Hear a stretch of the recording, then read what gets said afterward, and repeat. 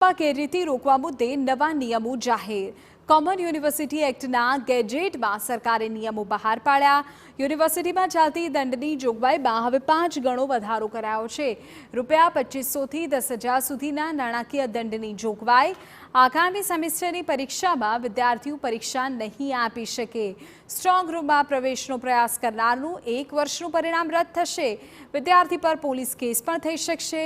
નવા નિયમો બાદ પરીક્ષામાં ગેરરીતિ જે છે તેને આખરે ડામવાનો આ કોઈ પ્રયત્ન છે। જોકે રાજ્યની તમામ 14 યુનિવર્સિટી માટે આ નિયમો લાગુ થયા છે।